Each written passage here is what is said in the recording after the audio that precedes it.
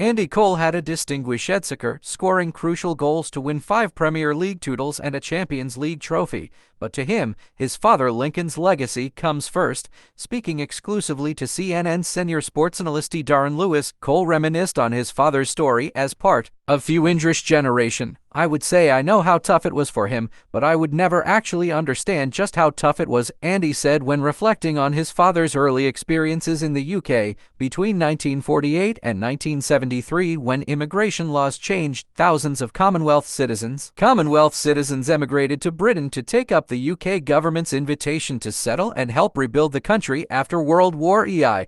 On one of the first voyages, 492 Caribbean islanders on board the humped Empire Windrush arrived in the UK on June 22, 1948. That generation of immigrants became the namesake of that ship, and their arrival date is now celebrated as Windrush Day. Cole's father, who arrived in the UK in 1957, was a coal miner at the Gedling mine in Nottingham between 1965–87, his son detailed. Coal mining was essential work, with coal required to power the country's core industries in steel, manufacturing, and textiles. Cole did not realize the importance of his father's role until he passed away in 2022. "I now know just how revered my dad was for being one of the pioneers." As many of the Afro-Caribbeans who settled in Britain in this period. Cole detailed how his dad, who was born in Jamaica, part of the Commonwealth, faced explicit forms of racism. Throughout the 1950s to the 1970s, there were widespread anti-immigration movements, bluntly expressing opposition to the new settlers from across the Commonwealth. Yet in the mining profession there was a visible change in the racial dynamics above ground compared to below in the pits. There was more camaraderie, because once you go down there, everyone's black. Makes no difference. If there's an accident, incident, or whatever, everyone mucks in to look after that individual. Cole revealed on the stories his father told him. Once above ground again, Cole's father learned that the status quo was re-established. Historian Norma Gregory curated the Digging Deep, Coal Miners of African Caribbean Heritage exhibition in 2019, bringing the stories of Lincoln and others to life alongside the rest of Britain's coal mining history. More widely, the Windrush generation's impact has often been overlooked. Despite race equality think tank, the Runnymede Trust, releasing a 2019 report urging migration, belonging, and empire to be compulsory in British schools, the topic is not part of the UK national curriculum. If you look at some of these wonderful buildings that we have, do we actually forget where they came from? Cole stated, referencing the importance British Afro-Caribbeans had in helping rebuild the country back in 2018 in the midst of the UK government's hostile environment approach to immigration. The Windrush scandal revealed that a lack of settlement documentation for members of the generation and their children meant some were threatened with deportation. These documents were not necessary for them to settle legally prior to 1973. In response, the government backed down on their immigration policies.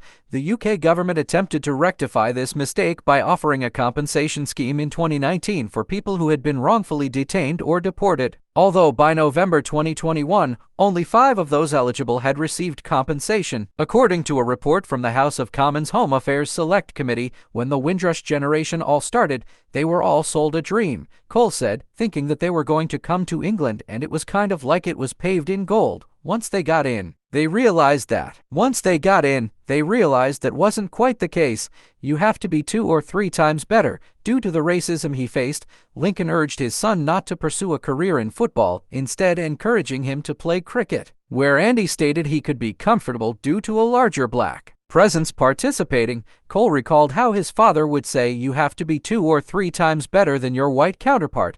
Cole detailed how, in childhood, he did not realize the weight of his father's words. Pursuing football ultimately worked out, winning 9 major trophies in a 19-year career, scoring 187 Premier League goals in the process. However, Cole says racist abuse and a lack of acknowledgement for his achievements meant that in adulthood, he recognized his father was right. As a result, Cole says he advised his own son, Devonte, a professional footballer for English League One side Barnsley, with similar words to those his father had given him: "When things are going well, you're one of us. When things go wrong and the shoe's on the other foot, you're a black man." The most prominent example in recent years is the racist abuse Bukayo Saka, Jadon Sancho, and Marcus Rashford faced after they missed decisive penalties for England in the 2020 Euros final. 11 of the perpetrators were arrested in August 2021, speaking on the inevitability of racist abuse that black footballers face when missing penalties.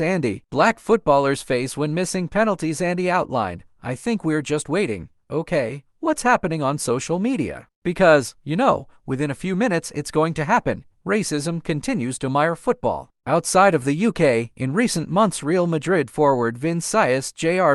and Inter Milan forward Romelu Lukaku have been subject to racist abuse from rival fans. The abusive fans have faced repercussions, with the respective Spanish and Italian football federations issuing full or partial stadium bans to the clubs. In Vinicius' case, Spanish authorities conducted several arrests and charged those involved with fines and stadium bans. Cole urged two of football's governing bodies, FIFA and UEFA, to take a harsher stance on racism to ensure repeat scenarios are prevented, suggesting the two bodies currently seek to sweep racism under the carpet with a feeder text, a few words, or a few banners. World Football Governing Body FIFA reiterated their efforts to fight against all forms of discrimination and highlighted their newly formed anti-racism task force, which Real Madrid and Brazil star Vinicius has joined. UEFA, European football's governing body, acknowledged and valued Cole's input, saying he is a well-respected individual on and off the field, speaking out about this particular problem and generously offering assistance to find a solution. His willingness to share valuable experience and expertise on the matter will not be underestimated. Cole says he would love to have a role in one of football's high offices, utilizing his experience and his defiant, straight-talking nature to make a tangible difference inside and outside of the sport. A clinical striker in his playing career, maybe one day Andy can transfer his wealth of to the boardroom.